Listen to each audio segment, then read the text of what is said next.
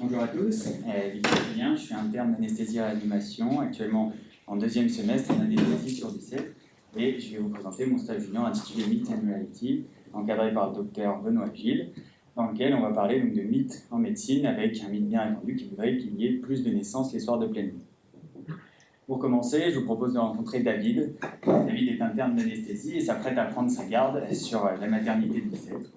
Garde qui va s'avérer être en fait très intense, il va globalement pas fermer l'œil de la nuit, il enchaîne les péridurales et est donc occupé toute la nuit. Quelques jours après, en salle de naissance, il croise une des sages-femmes avec qui il a partagé la garde, qui lui reparle de ses gardes et lui évoque à quel point ça a été intense, ils n'ont vraiment pas arrêté de la nuit, et ça forcément, c'est que c'était la pleine lune. David est un peu interrogé par cette affirmation, il répond, mais la pleine lune, elle dit, oui, les soirs de pleine lune, c'est toujours pareil, on n'arrête pas, on enchaîne toute la nuit, vraiment, c'est terrible.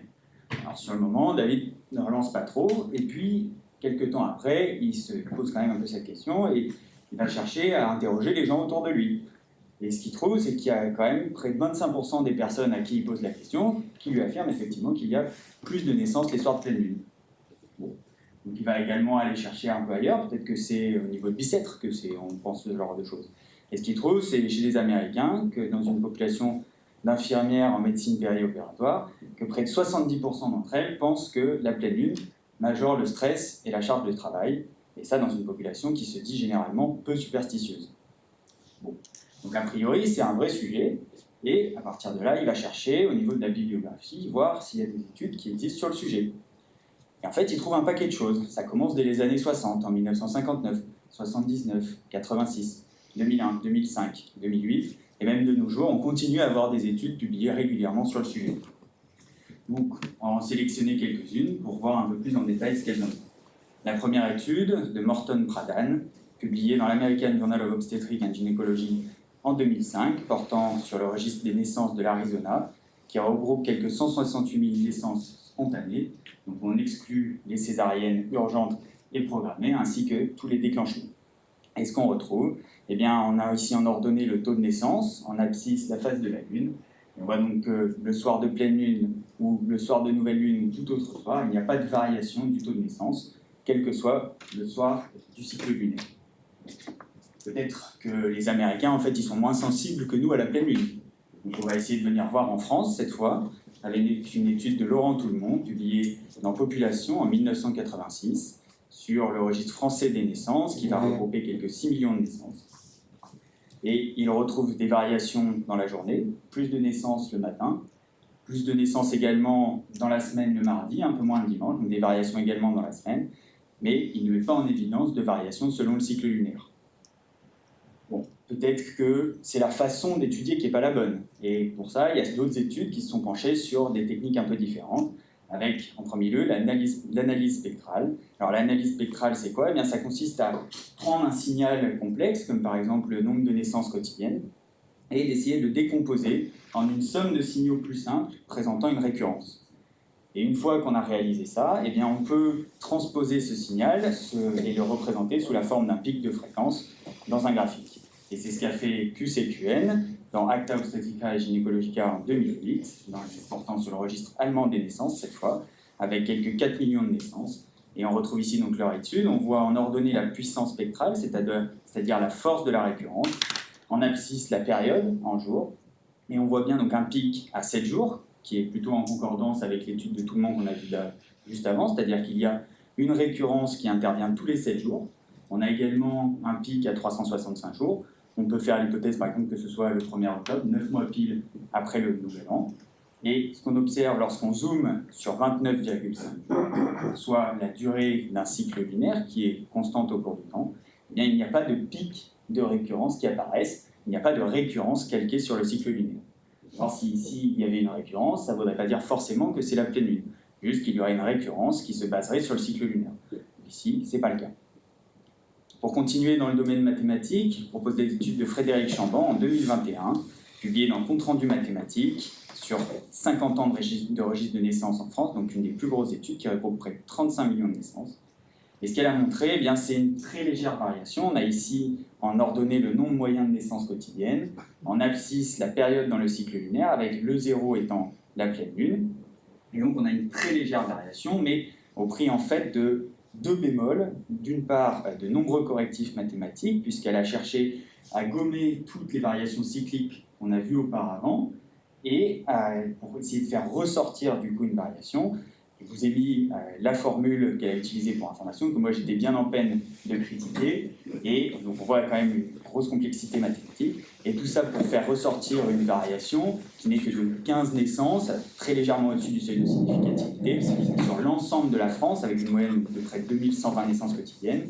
Quand on sait qu'il y a près de 480 maternités en France, on se rend bien compte que c'est une variation qui n'est absolument pas détectable à l'échelle d'une maternité, et encore plus à l'échelle d'un soignant.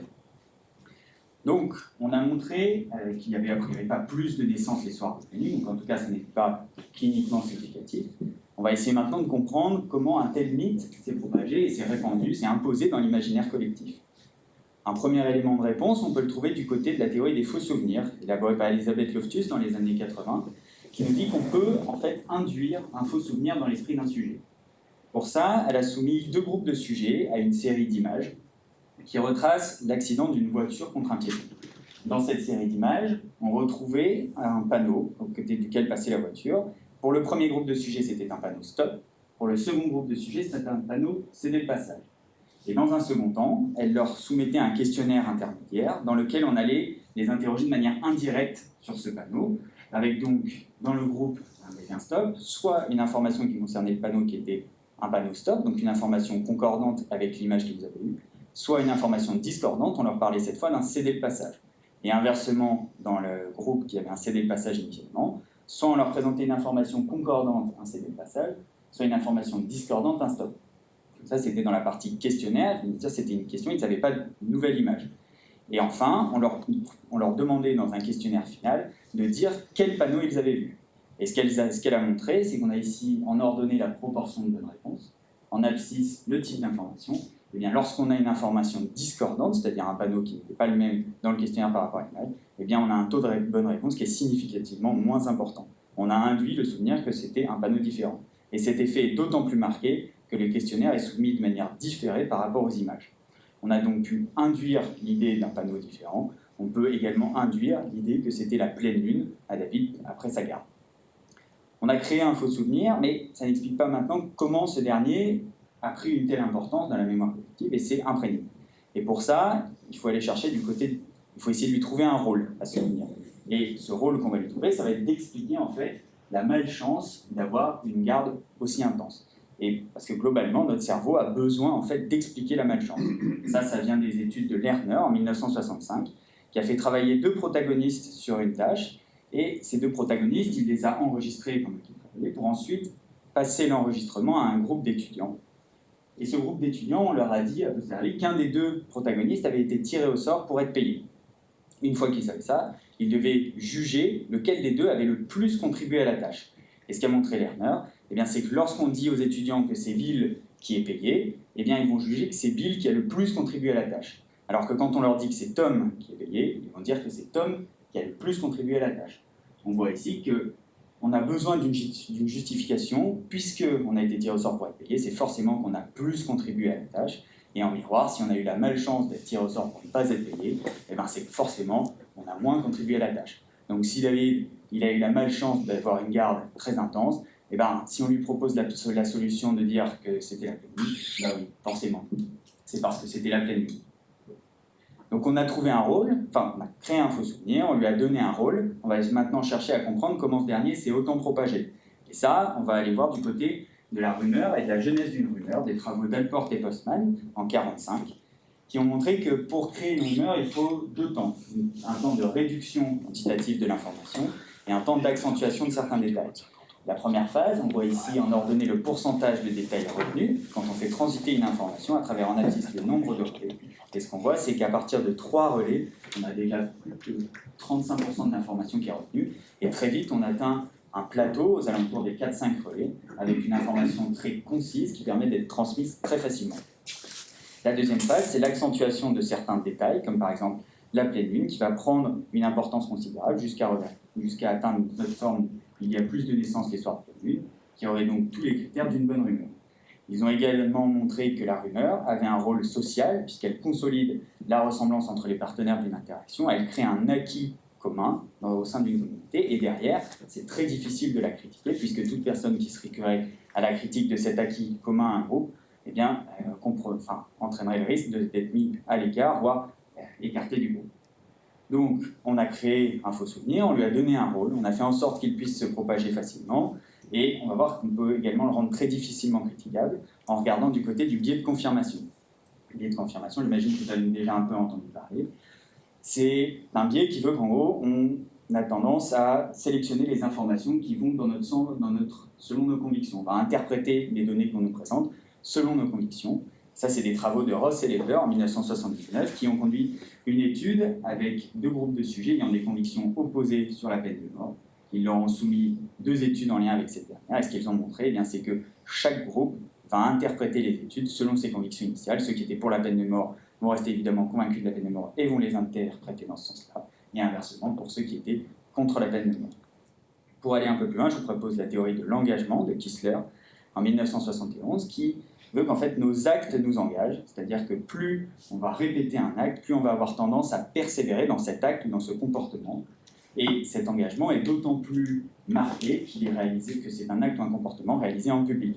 Donc le fait de répéter à tout le monde qu'il y a plus de naissances les soirs de pleine lune, non seulement on s'engage par la répétition, en plus on s'engage d'autant plus parce qu'on le répète à nos collègues en public. Donc, en final, on a créé un faux souvenir, on lui a donné un rôle, on a fait en sorte de faciliter sa propagation, et on a rendu sa critique très difficile, on en arrive donc à il y a plus de naissances les soirs de pleine lune. Bon, au final, vous me direz, si David commence à croire qu'il y a plus de naissances les soirs de pleine lune, est-ce que dans le fond, c'est grave? Eh bien, on va voir que ce n'est pas si anodin que ça, parce qu'il y a des dérives potentielles.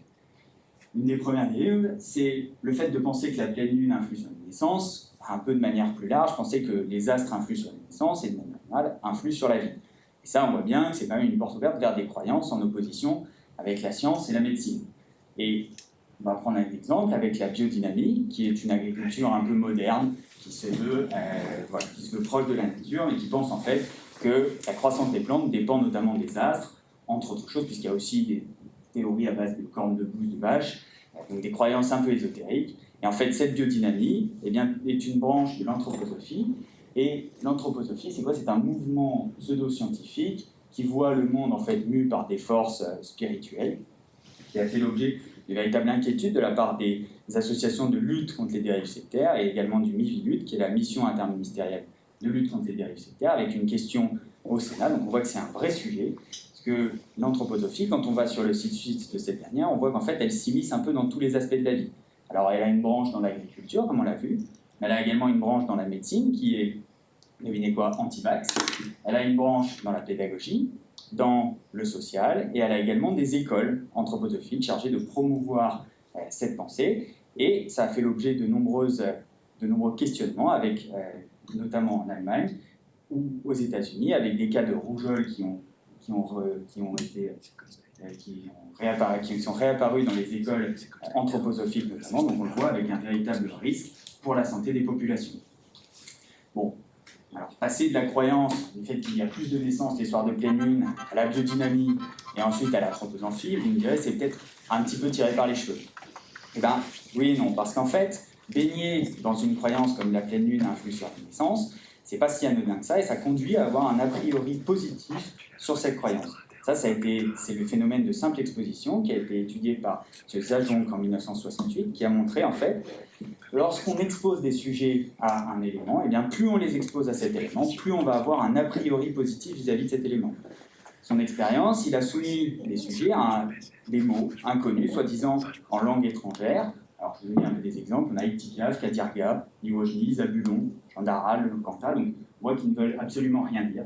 Et ce qu'il a montré, c'est qu'en augmentant la répétition de ces mots, plus on augmente la fréquence, donc on a ici en ordonnée la notation du mot et en abscisse la fréquence.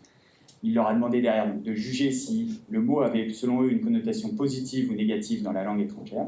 Plus on augmente la fréquence à laquelle on leur montre les mots, et plus les gens vont avoir tendance à noter positivement le mot. On voit ici que donc, plus on est exposé à un élément, et par exemple à l'idée qu'il y a plus de naissances les soirs de lune, plus on va avoir des a priori positifs et on va être amené à juger positivement cette croyance. Donc en conclusion, on a vu que c'était une croyance qui était encore bien ancrée, mais qui ne reposait pas en fait sur une réalité statistique, mais plutôt sur une réalité comportementale et psychologique, avec des risques de dérive bien réels, aux conséquences potentiellement néfastes sur la santé. Et je pense qu'en tant que soignant, on a un véritable rôle moral à déminer ce genre d'informations pour ne pas faire le lit de croyances, comme on l'a dit, aux risques réels pour la santé des populations. Et je vous remercie pour votre attention.